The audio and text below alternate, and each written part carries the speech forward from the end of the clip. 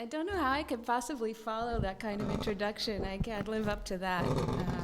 And I certainly can't top it. תודה רבה. Thank you so much. יש דוברי עברית בקהל? השתיים האלה, יופי. I asked if there were other Hebrew speakers in the audience that I'm not aware of besides the two with whom I've become acquainted in the last couple of days. Again, thank you so much. And thank you to Iris Eichenberg, who invited me to be here. It's a great honor to be visiting and speaking with you at Cranbrook and getting to know you a little bit. I mean, this is one of the institutions that we in the craft and design field constantly look to, not only because of the legacy that was started some years ago by its founders, but also by the contributions that it continues to offer today in the worlds of art, fine arts, craft, and design. So thank you so much, and thank you for your hospitality that you've shown me in the last couple of days. It's been fantastic working with students in the metals department who have all shown me limitless warmth and hospitality and have so generously opened their studios to me. I've mentioned to many of you these last couple of days that my job as a curator is dependent on the discussions and experiences that I share with others, and I'll definitely be taking these with me, the conversations and insights that you've shared with me this week. And it's not done yet. You're stuck with me for another 2 days. So here we go. A year ago, I arrived from abroad, as Nama mentioned, from Israel, to assume the position of curator of craft for a museum in Seattle. I'd left a position in New York at a museum where discussions of craft theory that were unformed at that time and developing had dominated our work. And then I attended graduate school, which allowed me to focus on contemporary design and fine art practice and where those two fields overlap, which resulted in my checking out from contemporary craft issues specifically, until about a year ago. Doing catch-up from my time in Seattle has been tumultuous, dynamic, and also exciting. And until about a week ago, I was going to focus on a completely different topic with you here today. But it seemed, however, opportune to bring my current concerns before you and to offer you a work in progress, something's a little bit embryonic, and in the hopes that you might help me out a little bit here. I've never really done this kind of thing before, certainly not in front of an audience. Bearing that in mind, you'll forgive a somewhat amorphous presentation of what amounts in the end is a question. So here it goes. In his introduction for the 1974 American Craft Council publication, In Praise of Hands, James Plout writes, "The bond of purposeful production and the common delight in the shaping of material transcend all narrower questions of geographical and social origins. In our dangerously dehumanized time," this was in 1974, "the hands of man, producing the artifacts of any society to meet a number of infinite human needs, offer some hope that man may retain the master of his world." Let's unpack this a little bit here. It's a romantic sentiment, not as so much of craft writing was and can often be now.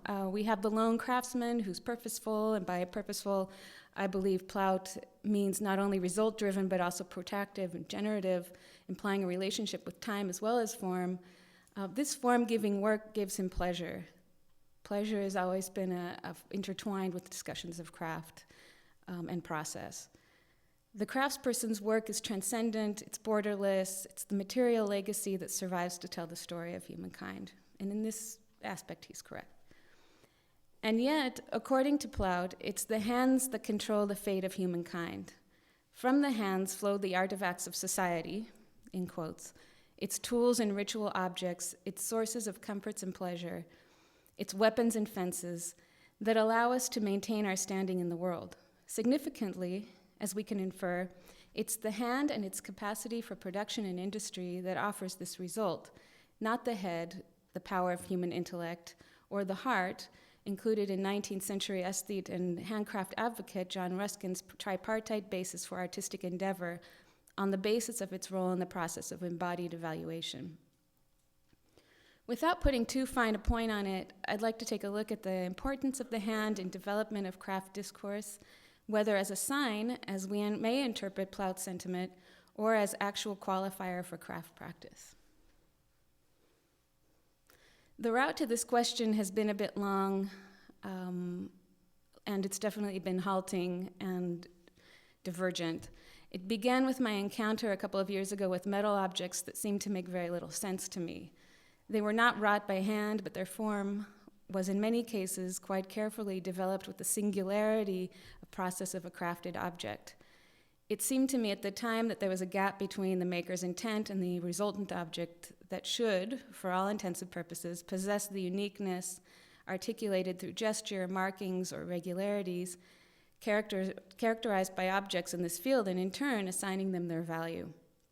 But the objects themselves, usually rendered with the kind of biomorphic language that is now omnipresent in our visual and material culture, and therefore somewhat gimmicky at times, it had no power. They were expressionless, frivolous without intention to be so, restrained, and suspended between the decorative, the sculptural, and the haphazardly functional. And often, as we see in this image here, frankly, often ridiculous. And if the author of this object is sitting here, I'll apologize. We'll talk afterwards. The makers, in my opinion, should know better. But I wanted to know why these objects felt unresolved from my end of the dialogue. And I began to investigate, asking the makers themselves, which seems like a pretty good starting point. After working through questions of facility with new media and awareness of new materials and their responses to processes and discussions of technology and refinement, the conversations invariably turn to the hand, and it's altogether removed from this process. And in the last week or so, at least before my arrival here, with the implicit understanding of the importance of haptic engagement in object making, I began to focus on this instrument, the hand, and to trace the importance of it as a trope through the discourse of craft. In Hebrew, the phrase ki chomer biyad ha'otzer, like putty in the hands of the potter, is the idiomatic translation, is used to describe a scenario in which a weak material and a powerful force are pitted against each other in a short battle with an obvious outcome. The closest English translation, like putty in my hands, removes the dichotomization of the malleable material, signifying weakness or capitulation, versus the trained, powerful hands of the potter, which are accustomed to working with much less yielding materials. In the English version, weakness can be subjected to the manipulation of anyone's hands, but in the biblical Hebrew, the right to shape and mold belongs to the craftsman, likened to the godly authority. In this original context, the potter-creator, not only powerful, but also experienced and knowledgeable in his chosen material, can shape and form, but also adapt, react, and rebound. These are also important aspects of creation. If this is really pixelated, I apologize. In Proto-Byzantine art, the prohibition of depicting God in image or form resulted in the depiction of the deity's presence or intervention by the disembodied hand, which you see up at the top. This hand, in a variety of postures and attitudes, could be used to indicate a number of the Jewish gods' incarnations as divine creator, protection, intervention, or the presentation of a sign. And so we have a starting point for the image of the hand and its impact on Western thought, its recognizability and its immediacy as a sign of making, authorship, and the construction of human culture at large. Craft is derived from the Germanic kraft with a K, meaning strength or power. This sense was expanded in Old English to accommodate skill or dexterity, art, science, or talent, including mental power. By the arrival of the late Old English, the word was thus broadened to trade, handicraft, or calling, as well as something built or made. In Middle English, the word still was used for might or power. In this time of the religiously founded medieval guilds, which would shape community identity, bringing artisans into the realm of civic prominence while establishing criteria and protections for craft practice, some of which continue to influence contemporary discussions, the conflation of strength and power with the practice of making gives the discussion of the handmade its first political tint. In the Industrial Revolution, The arts and crafts movement was among the first to reinvent the discussion of the hand to construct the heroization of the non-industrial craft maker and a return to self-guided labor. The hand, along with the countryside, was invoked as a vehicle for romanticizing naive beliefs and traditions in service of the valorization of non-industrial work practices. Simultaneously, the French bourgeois occupation with Brittany and the rural saw the emergence of the other as a construct in the development of modernist polemics of society, space, ornamentation, and the machine.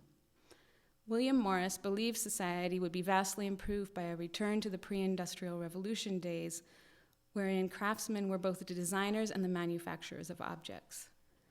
In The Lesser Arts, which was published in 1877, Morris wrote that craftsmen were artists in their own right until the division of labor set in, relegating craft work to the role of alienated chore.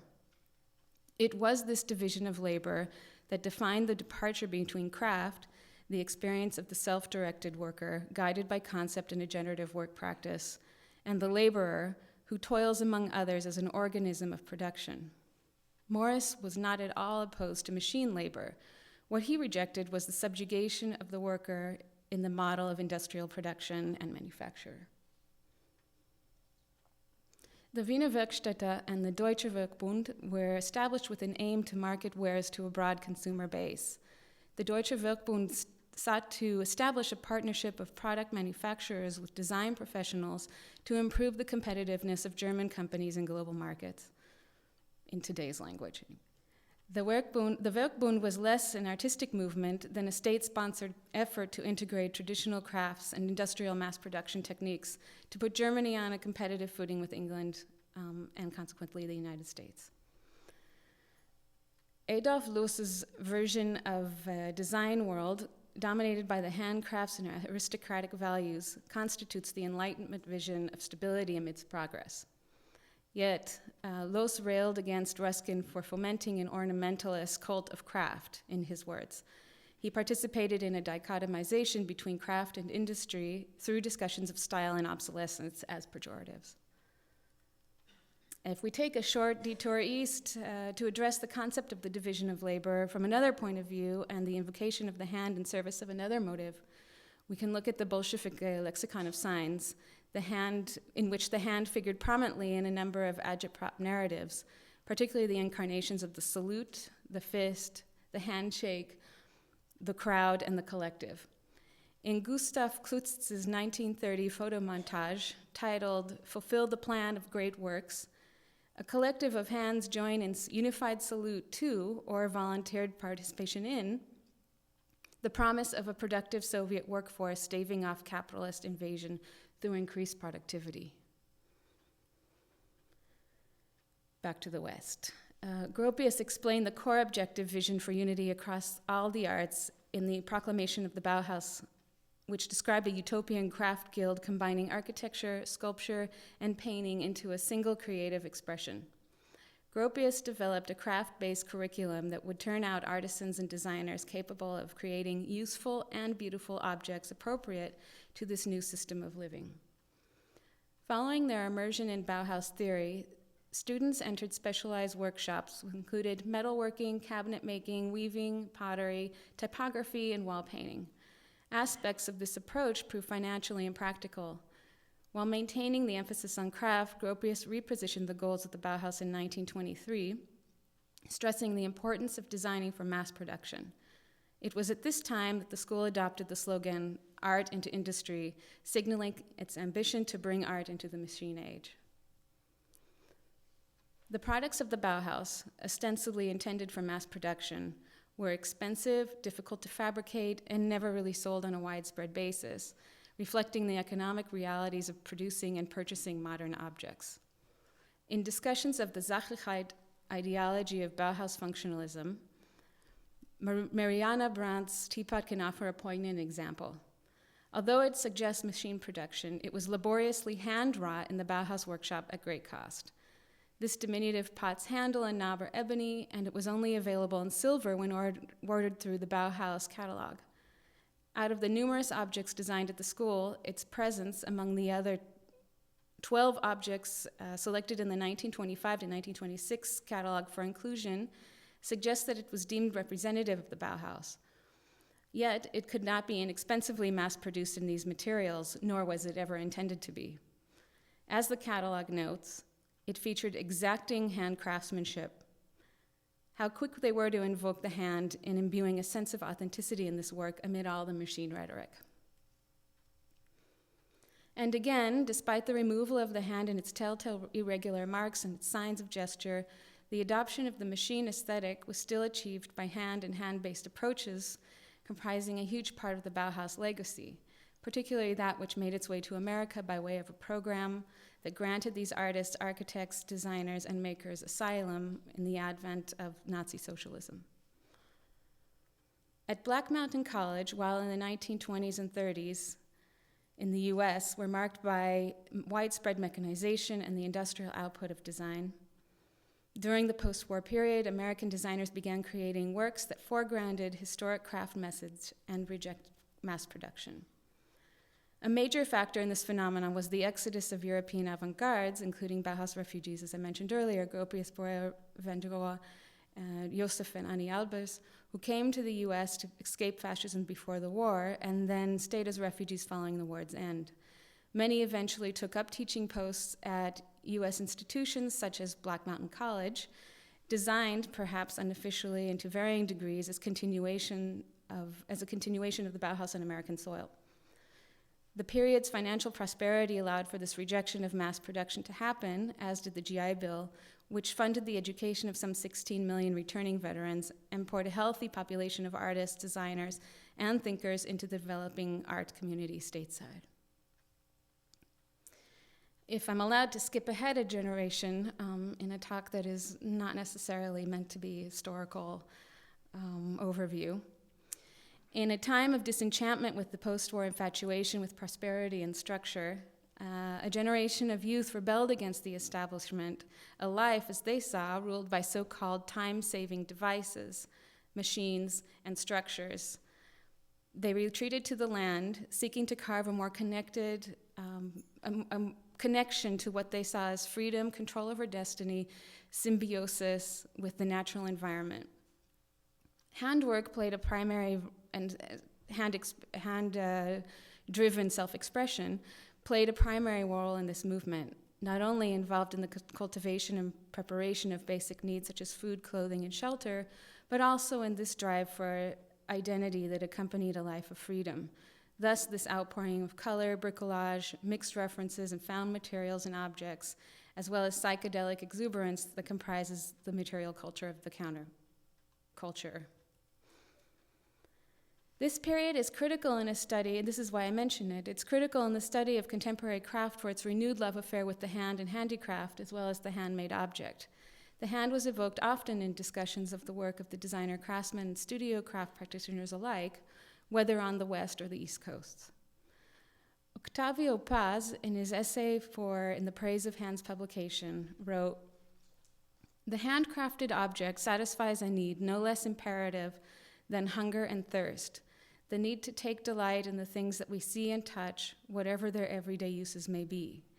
This necessity is not reducible either to the mathematical idea that acts as the norm for industrial design or to the strict rites of the religion of art. The pleasure that craftwork gives us is a twofold transgression, against the cult of usefulness and against the cult of art. But what about the cult of craft? What about this valorization of the hand, which is now, more than ever, a trope that binds and restricts discourse from addressing an ever-widening array of processes and tools available to makers moved to create, in Paz's words, objects that represent a mediation between two poles governed by art and design, as well as form and function." Indeed, the craft object is scaled to the body for the senses of sight and as well as touch. It is meant to be touched and used. Its weight and surface, the feeling it arouses as it is held, grasped, or placed on the body, gives it meaning as much as the pleasure one feels to look upon it. But can't we disengage the hand of the maker from this story? Does the meaning of the object rest on the transference from the maker's hand to the user, to this direct communion, to the mingling of fingerprints on its surface? Are these physical ties to which Paz refers really shared participation in primordial time, or is this the language of nostalgia which permeates discussions of craft and keeps it precious? We can, for a moment, look to Jeff Koons to consider the handmade argument from a different angle at the risk of summoning an argument that is already quite tired. His reputation as an immaculate technologist, creating works of impossible technicality at enormous cost with an extensive research and design workshop, is perhaps not too dissimilar from that of Michelangelo, though through processes of achieving innovation in order to realize seemingly impossible objects in terms of their scale, the materials, his sense of trompe-l'oeil, and his execution in that, which drive technology forward like the military or space exploration industries, or you can also think of Frank Gehry. And yet few of his works are physically handled by the artist. Do you recognize a Jeff Koons piece when you see it? You do immediately. For our purposes here, not to trivialize his work in any way, Pop Dertichus produced in art historically appropriate materials such as bronze or granite and realized then on an heroic scale. As I've mentioned, few would argue the virtuosity and the material finesse of Koons's work, particularly over the last 20 years.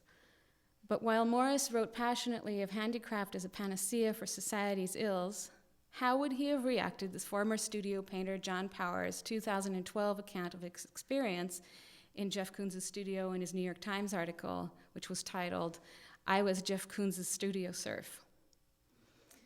In it, he recounts how the perfection of his technique, by virtue of which he was accepted into Koons' studio in the first place, destroyed his career as an artist. We may hearken to traditional discourses regarding the disciplines of art and craft and the loci of their separation and divergence in order to point out that art and craft are different occupations and that the territory for giving new form, image, or experience to an idea resides exclusively in the domain of the artist. The hand is often invoked as a sign of its uniqueness, its one-of-a-kindness, its, in the words of Walter Benjamin, aura. And yet, since the 19th century, artists have been releasing their work in series, in editions of 5, 10, even 12 works. I think beyond 12 is, according to French law, a reproduction. And definitely we have College Association of Art dictates in the United States that limit our production runs, or edition runs to 12.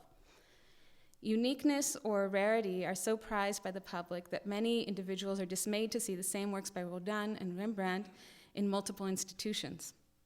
However, particularly in cases of bronze casting, the process was such that each cast was considered unique by appraisers and historians alike, as long as the cast was done during the artist's lifetime. In most cases, such criteria is applied to iterative media, such as photography and printmaking as well as a cast, wherein variations naturally occur through the process. Each print or state represents a unique set of circumstances that set it apart from others in its set. Connoisseurs look to each resultant cast and measure it against a first cast or a proof to determine its success. Now, when we arrive to design in the 90s, in London, we had a lack of manufacturing support, which drove designers, many of them armed with educations from the Royal Academy or the Architectural Association, that in a dearth of building projects and in less than promising time economically, were heavily focused on theory. The resurgence of handmaking and design occurred as a means of asserting authenticity, criticality, and concept in studio. Wedding the do-it-yourself punk ethic of the time to theory, Tom Dixon and Roderad launched their design careers relying on their welding skills or their sort of do-it-yourself training and sheer force of will in the case of Roderad, or attitude. While Mark Newson, who was trained in metalsmithing and jewelry in Australia, relied on his sculptural skills. All of their most successful pieces were handmade. Roderad's work displays a protracted engagement with materials. As a body of work, his serial pieces may be viewed as kind of fierce dialogue between craftsmen and materials.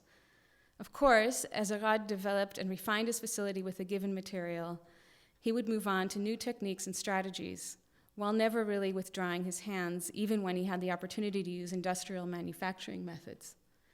In his former work as head of design and educator at the Royal College of Art, Arad has exercised immense influence on generations of emerging designers who have taken his cues forward.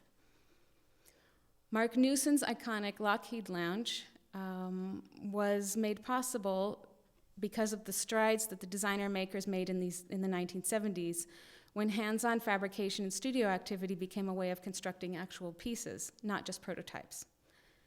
Trained as a sculptor and a jeweler, as I mentioned, Newson's experimental exploration through engagement with materials and processes was essential to his creation of objects from concept through to physical realization. Moving ahead to the early 2000s, the successes of Dixon, Arad, and Newson, as well as others, as well as the influence they exerted as instructors, open a world for designers seeking singularity and concept-driven work. While limited edition production runs allowed for a high value to be placed on these pieces, restoring value without invoking the handmade necessarily. Eventually, these movements, as controversial and elitist as they may have been, freed designers to work laterally across a number of media options and collaboratively on work that adopted critical or research-based approaches. The resultant abstract design sparks important conversations about design while authoring technological breakthroughs, from biotech to user experience, that are used across a range of sectors. Tools that were long used in architecture and prototyping became newly available for experimentation, as well as personal expression and whimsy, while inviting even more narrative concepts, as well as the opportunity to play with ornamentation and form. This new aesthetic, divorced from function or typology, informed the form of these objects and actually disturbed their function, releasing occupation with use value to the realm of affordable, flat-pack furniture and household objects that dominated a global market, while these rarefied objects, like Patrick Jouan's seen here, were embraced by collectors of contemporary art. And yet, the methods and materials used by scientists, technologists, and model makers for some years became increasingly available to makers. Form givers through and through, makers across all fields of creative practice seized on new materials and methods, just as they had for millennia before. Patrick Jouan was among them. Taking advantage of digital modeling and rapid prototyping, he created a monolithic yet collapsible stool, printed in the SLS method, in one piece. This heir to Werner Panton's all-consuming years-long marathon-like quest to produce a monolithic chair by means of industrial production does say something of human endeavor, perhaps even along the lines of James Plout's romantic expression of transcendence through craft engagement.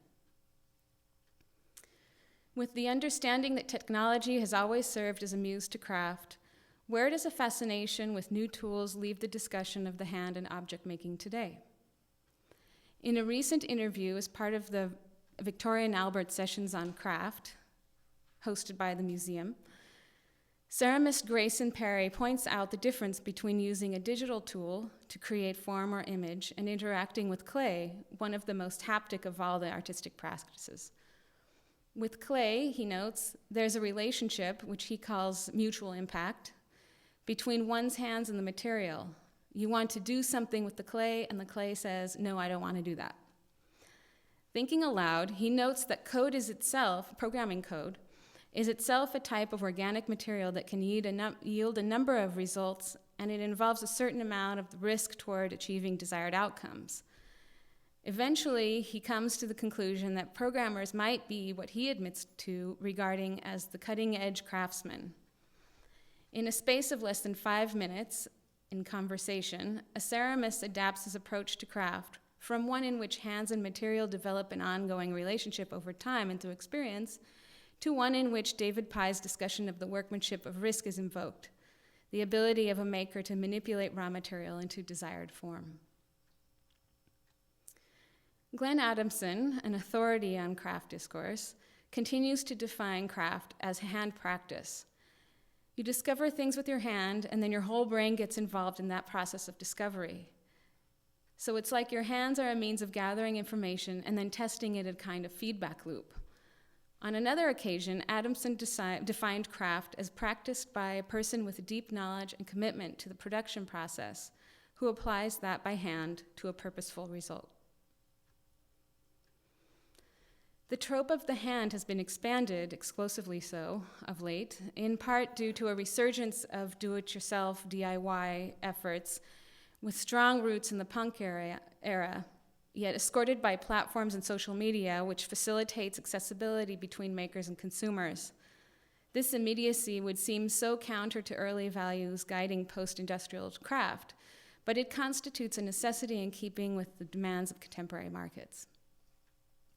Meanwhile, maker fairs, popularized in the last 10 years or so, offer en plein air dimensionality to the do-it-yourself movement, borrowing from the language of the slow lifestyle and offering a panacea to the two-dimensional flat-screen experience of our daily existence. Whether you salute or abhor these events, they do offer a platform for valuing the handmade and also give these objects and makers a foothold among a consumer culture glutted with goods, objects, and passion for commerce that might be thirsty for the personal relationship that a handmade, or thoughtfully made at least, object can offer. I think that when we've reached the point illustrated here in this image, I don't know if you can read that, but the sign above the sandwich, or the wording above the sandwich, is indulge in handcrafted flavor. So I think when we've arrived here, the word handmade has really lost all its original meaning. We've passed the point of no return.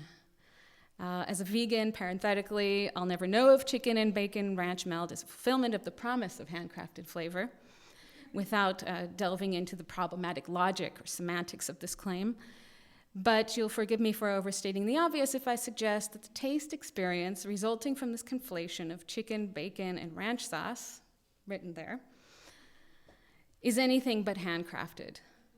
And yet, the value assigned to the sandwich by virtue of its flavor being handcrafted has traction among contemporary American consumers who seek meaning and authenticity in order to ameliorate the experience of the dematerial lifestyle in which they live, but are easily tempted not to look too hard or too much beneath the surface, definitely not beyond the menu of options that corporate capitalism offers. The hand is the sign.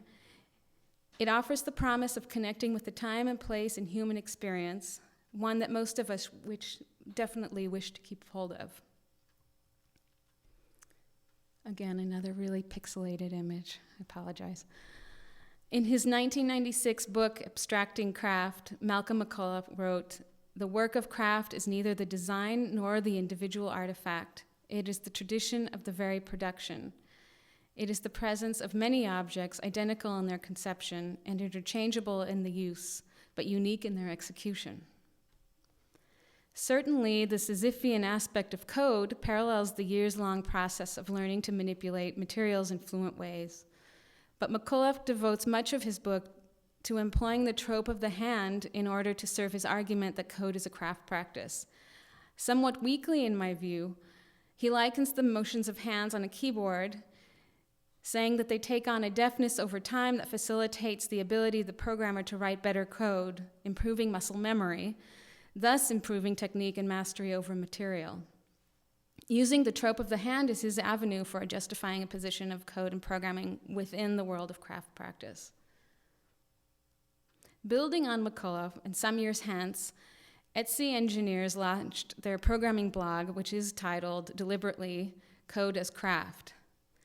In it, they compare the ephemeral practice of software engineering with temporal and material building trades such as carpentry, stonemasonry, carving, and glazing. In the words of the blog's editor, Chad Dickerson, "We talk about the tools we use, we celebrate the experiments that worked, and learn from the ones that went away, always learning new things to improve our craft." What does disengaging hands from discussions of craft allow us to do? Freed from drawing arbitrary lines at varying degrees of hand engagement, Where do you do that? Are you ready to insist that you've dug up your own clay, you've cured it, you've coil or slab built it, used a manual turning wheel, and then dung fired it? What about the use of tools? Are machines any more transformative than tools, besides being multifunctional? There are as many answers to where these lines lay as there are makers, such that it's no longer a constructive question to ponder. Not that I'm advocating for makers to stop questioning. Would never do that. David Pye wrote of the futility of a tool-centered definition of craft and the literalist approach to the concept of the handmade. As Lewis Mumford noted, power-driven machinery began in the 12th century and it was in full swing by the 15th. So the fallacy that I'm elucidating here centers on the unresearched, romantic, and nostalgic approach to craft that ultimately contributes to the pejorative concept of what it is. I think we can benefit from embracing a range of approaches, perspectives, and methods. We know that each generation of makers, increasingly freed by hierarchy or discipline, as we've seen in the last 15 years of industrial production in design, is unbound by conservative ideology, employing a full range of options that comprise an infinite toolbox. And, as you at Cranbrook are already acutely aware, craft is so much more than the perpetuation of traditional ways of making objects. I'm reminded of Nervous System, a two-person studio led by an MIT-educated computer programmer and a mathematician, as well as an MIT-educated biology and architecture graduate. Neither of these two work with their hands directly involved in their materials. They write code and algorithms based on their years of training and facility with the material, working with Grace and Perry's mutual impact relationship between material and the ability that comes from prolonged, driven, and earnest engagement. Nervous System's algorithms manipulate material to create form and objects, but the medium they use does not necessitate the need for haptic enterprise. It allows us to consider works of digital production built from code and algorithms that can be considered just as sexy as clay and molten glass by those who navigate those frames of reference, as collaborative and peer-driven as glassblowing or quilting, and to study their outcomes against their process and ability, sometimes innovation, in manipulating materials. As Octavio Paz wrote, the plain and unagitated, the uncalculated, the harmless, the straightforward, the natural, the innocent, the humble, the modest. Where does beauty lie if not in these qualities? The health, or the integrity and beauty of an object cannot be found only in its appearance, historicity, or content, or even in its ability to fulfill a predestined function. Releasing the hand from craft allows us to return to the craft with a K, its power and strength. Not because the hands aren't strong or powerful instruments. They are, in all of the ways that Octavio Paz, Grace and Perry, as well as Glenn Adamson mentioned, but because it makes way for greater insight into the ways in which our heads and heart, according to Denis Diderot, the other essential elements behind craft practice contribute in the process of making.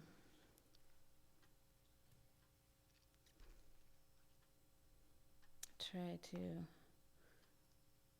get this going. Oops. Well, here I've I don't know how to get this video launched, but I've included a work by Studio Unfold, who's based in Belgium, that involves, it's two-part work that's titled Lotus Electronique. As it's stated here, it's a virtual pottery wheel. It combines, on the one hand, a virtual wheel in which viewers can insert their hands into a laser-guided scanner and actually shape. Jennifer, ask Laura if she can get it going. Try it. We should be able to see it. Yeah. Laura? Well,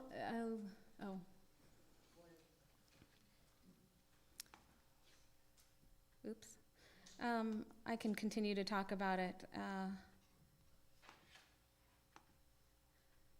Let's see what happens.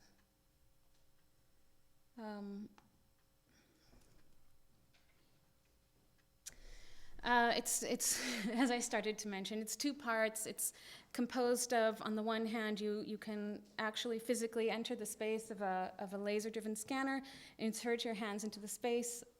You have to go back one.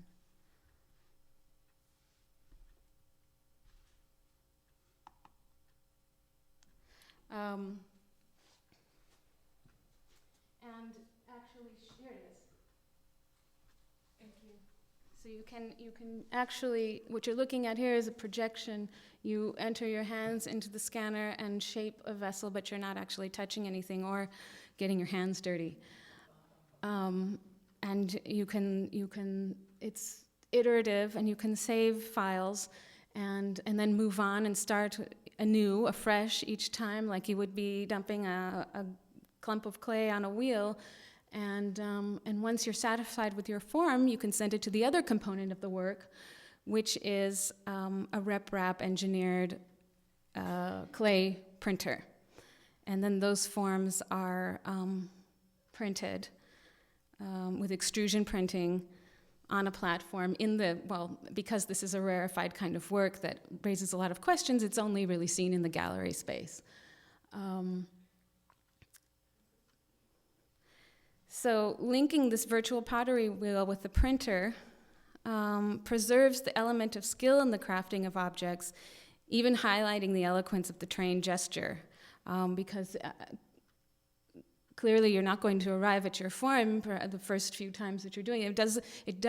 Success here still requires an ongoing, prolonged engagement and facility with the tools that you're using. This is the printer element that has taken one of the files and begins to realize the object. And it's actually quite, if anyone is familiar with rep-rap printing, it's quite rapid for a work that was made and realized in 2010, which is already ancient in terms of digital technology.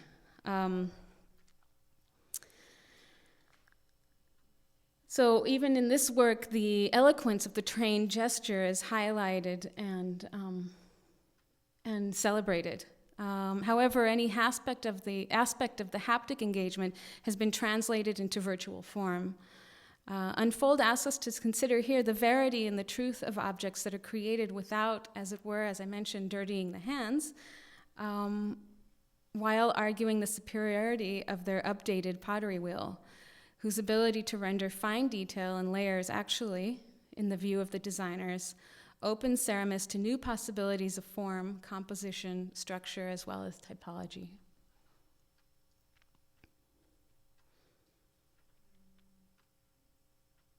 So the irony here is that the printer realizes these works, but then they're greenware, so they still have to be fired in very traditional methods of kiln firing.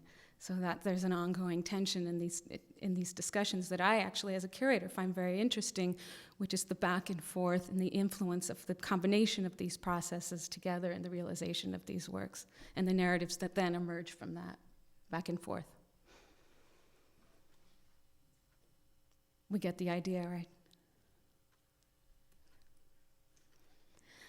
Not too long ago, David Revere McFadden wrote, "Craft, art, and design are words heavily laden with cultural baggage. For me, they all connote the profound engagement with materials and process that is central to creativity. Through this engagement, form, function, and meaning are made tangible. It is now time to move beyond the limitations of terminologies that fragment and separate our appreciation of creative actions and consider the behaviors of making that practitioners share. And so, just as the hand and the autonomous power it bears became a trope employed to influence our understanding of the process of making and resultant craft, and to manipulate our experience of consumption in a global and fiercely competitive market, it has also achieved ubiquity in pop culture to the ultimate dissipation of its meaning as an instrument as well as a sign." And that's it. Thank you.